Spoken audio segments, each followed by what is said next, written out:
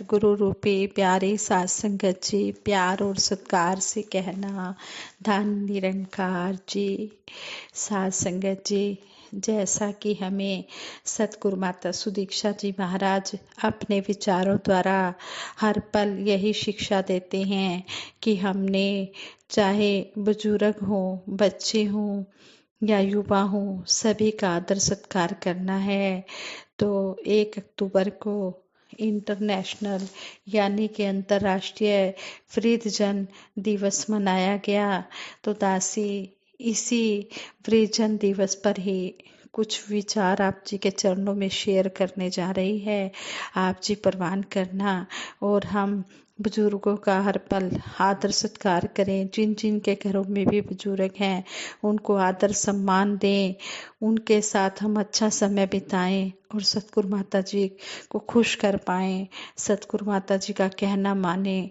सतगुरु माता जी के आशीर्वाद से, राजपिता जी और आप साथ संगत माँ के आशीर्वाद से दासी आप सबका शुक्राना करते हुए ये वृद्धजनों पर ही विशेष विचार रखने जा रही है। आप जी प्रवान करें, अगर कोई गलती हो जाए तो क्षमा करें। सात संगत जी, 1 अक्टूबर वृद्ध लोगों का अंतर्राष्ट्रीय दिवस मनाया गया। 1 अक्टूबर को वृद्ध लोगों का अंतर्राष्ट्रीय दिवस मनाया गया, जो हमें यह सोचने पर मजबूर कर देता है कि यह दिन वास्तव में हमें क्या बताता है, यह किसको संदर्भित करता है। क्या यह केवल हमारे दादा दादी के लिए है या इसमें सभी वृद्ध चाचा चाची, पड़ोसी, जानकार, यहाँ तक कि फार्मर, शॉपकीपर, डेयरी के दूध बेचने वाले और पारिवारिक डॉक्टर भी शामिल हैं। सीधे शब्दों में अगर कहें तो हमारे जो नज़दीक और विस्तारित दायरे में कोई भी और हर कोई जीवन के इस ग्लैमर रहित और नापसंद चरण की ओर बढ़ रहा है, जिसे बुढ़ापा कहा जाता है। जब हम वृद्ध कहते हैं तो पहली पिक्चर जो दिमाग में आती है वह बुजुर्ग असहाय लोगों का एक ग्रुप है, जो कहते हैं कि जो मंदिर में या सत्संग भवन में भजन गा रहे हैं, लेकिन क्या हमारे सभी वरिष्ठ नागरिक ऐसा करने में समर्थ हैं, सक्षम हैं?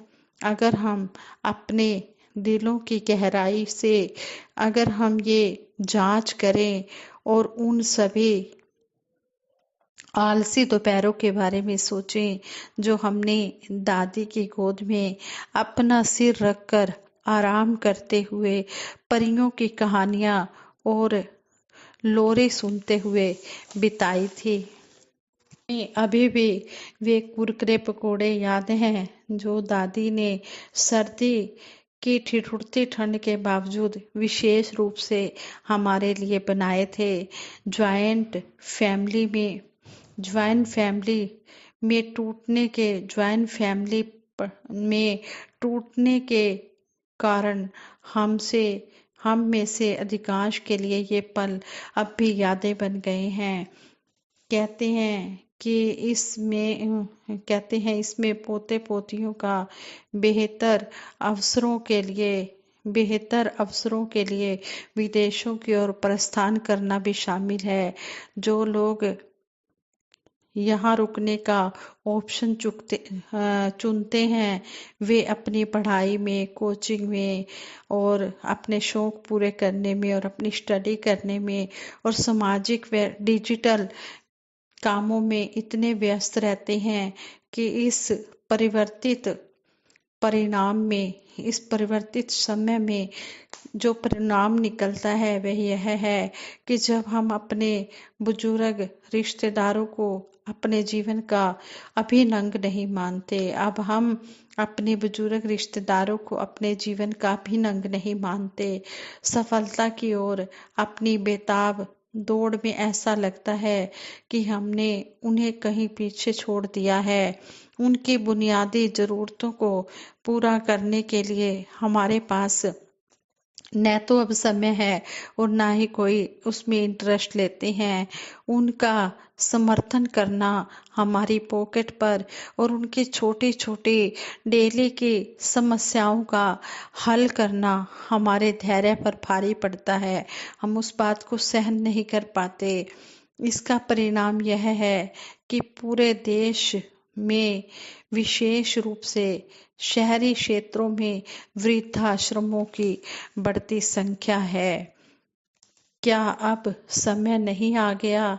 क्या अब समय नहीं आ गया कि हम अपने बुजुर्गों को गरिमा, बुद्धिमत्ता और अच्छी तरह से उनके अंदर की भावनाओं को पहचाने, उनके अंदर की बात को जाने और उनका सम्मान करें, उनका हम ध्यान रखें, उनको वृद्धाश्रम में ना जाने दें, उनको इतना आदर सत्कार दें, उनके साथ इतना अच्छा टाइम स्पेंड करें ताकि उनको कहीं पर जाना ही ना पड़े और उनका समय बहुत अच्छी तरह से, बहुत अच्छी तरीके से वो व्यतीत हो। उन्हें कोई विलासिता नहीं, कोई फैंसी उपहार नहीं, बस हमारा थोड़ा सा समय और ध्यान चाहिए।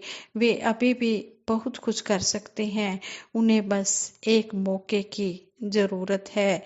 उनका मार्गदर्शन और अनुभव हमारी आगे की सामूहिक यात्रा में अमूल्य साबित हो सकता है। उनका सबसे बड़ा दुश्मन उनकी अंतिम आयु, कमजोर शरीर या घटती वित्तीय स्थिति नहीं है। वित्तीय स्थिति नहीं है, सर्वव्यापी अकेलापन और खालीपन है, जिसे कि केवल वास्तविक देखभाल से ही भरा जा सकता है। स्वस्थ और जैविक उम्र बढ़ने के प्रोसेस प्रोत्साहित और सुनिश्चित करने में पूरे मानव समुदाय की हिस्सेदारी है। क्या हम सभी को उनका ध्यान नहीं रखना चाहिए? हम सभी को देर सवेर इन बातों का जरूर अनुभव करना है, इनके ऊपर जरूर हमने ध्यान देना है।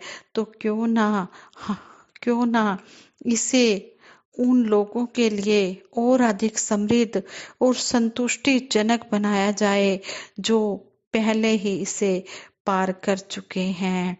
हम उनसे फोन पर बात करें, उनके लिए अपने सामान्य अस्तित्व के छोटे छोटे रोमांचक अंश शेयर करने से बढ़कर कोई खुशी नहीं है। उनके साथ हम बातें शेयर करें, उनके साथ अगर हम कहीं बाहर जा रहे हैं, ड्यूटी पर कोई काम कर रहे हैं, तो बीच बीच में फोन पर बात भी करें और फिर घर आकर उनसे हम अच्छी अच्छी रोमांचक बातें करें ताकि उनका जो समय है बहुत अच्छी तरह से उनका पास हो जाए।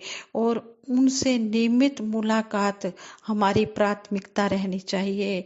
हमारी आवाजें सुनना, हमसे व्यक्तिगत रूप से मिलना उनके जीवन में कुछ उत्साह जोड़ देगा।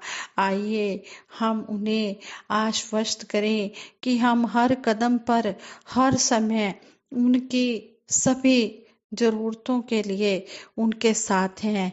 आइए हम बुजुर्ग दिवस को शुद्ध विवेक और खुश मन से मनाएं और उनका आदर सत्कार करें।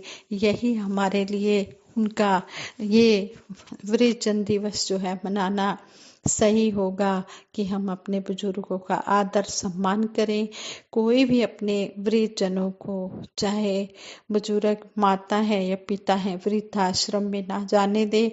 उनको इतना प्यार सत्कार दें, इतना आदर सत्कार करें, उनकी सेहत का इतना ध्यान रखें कि उन्हें कहीं जाना ही ना पड़े और वो हंसी खुशी अपनी जो जिंदगी है अपने परिवार के साथ बिताएं।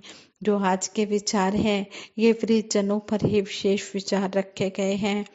हाँ संगत जी, हम सतगुरु माता जी की इन बातों को तभी पूरा कर सकते हैं जब हम इन बातों को सुनकर उनको कर्म रूप में लाएं और अपने बड़े बुजुर्गों का आशीर्वाद लें। कहते हैं जो बात दवा से हो ना सके वो बात दुआ से होती है। जब मुर्शद कामिल मिलता है तो बात खुदा से होती है। कहते हैं कि गुरु हमें यही सिखाता है कि हमने सभी का आदर सत्कार करना है। हर एक के अंदर ये परमपिता परमात्मा बैठा है। हम आज से अभी से यही प्रण करें कि हम अपने बुजुर्गों का आदर सत्कार करेंगे, उनका आशीर्वाद लेंगे, उनकी दुआएं लेंगे। उनकी दुआएं कहाँ कहाँ नहीं काम आती, हर जगह उनकी दुआएं काम आती हैं।